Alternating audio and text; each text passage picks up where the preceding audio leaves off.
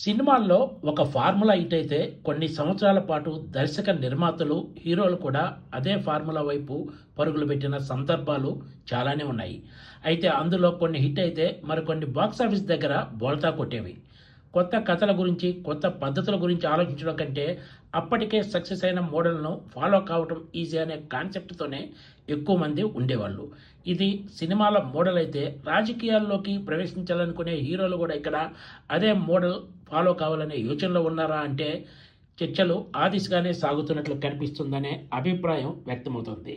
సినిమాల్లో సక్సెస్ అయిన హీరోలు రాజకీయాల్లోకి ప్రవేశించబోతున్నట్లు గత కొన్ని రోజులుగా మీడియాలో వార్తలు హల్చల్ చేస్తున్నాయి.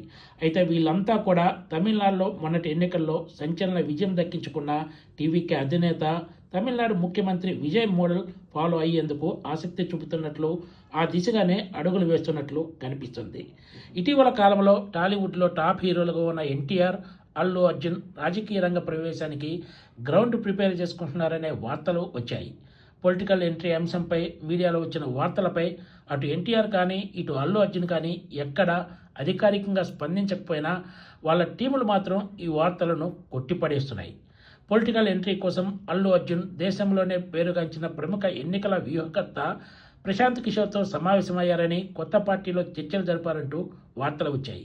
అయితే ఇందులో ఏ మాత్రం నిజం లేదని, అల్లు అర్జున్ పూర్తిగా సినిమాలపైనే ఫోకస్ పెడుతున్నారు తప్ప మరో దృష్టి లేదని ఆయన టీం ఖండన విడుదల చేసింది. ఆ తర్వాత ఎన్టీఆర్ వంతు వచ్చింది.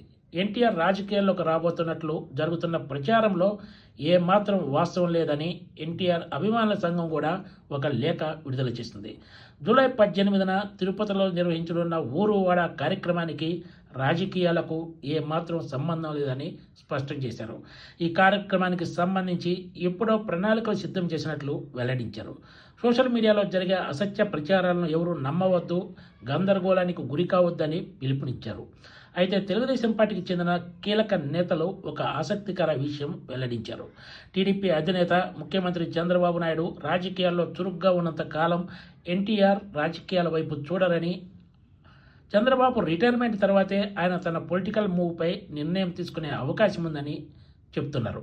కొంతమంది మంత్రులు సైతం ఇదే అభిప్రాయంతో ఉన్నారు. ఎన్టీఆర్కు రాజకీయాలపై ఆసక్తి ఉన్నా కూడా అదను కోసం వేచి చూసి ఆ తర్వాత మాత్రమే అడుగులు వేసే అవకాశం ఉందని ఒక ఏపీ సీనియర్ మంత్రి కూడా అభిప్రాయపడ్డారు. మరోవైపు సంజయ్ థియేటర్ ఘటన విషయంలో తెలంగాణ ప్రభుత్వం తనపై కేసు నమోదు చేసినప్పుడు అల్లు అర్జున్ స్పందించిన తీరు అటు టాలీవుడ్ వర్గాలతో పాటు ప్రభుత్వ వర్గాల్లో కూడా హాట్ టాపిక్గా మారింది. ఒక మాటలో చెప్పాలంటే రేవంత్ సర్కార్ తీసుకున్న నిర్ణయం ఆయనకు తీవ్ర ఆగ్రహాన్ని కలిగించింది. ప్రెస్ మీట్ సందర్భంగా ఆయన వ్యవహరించిన తీరులోనే అది స్పష్టంగా కనిపించింది.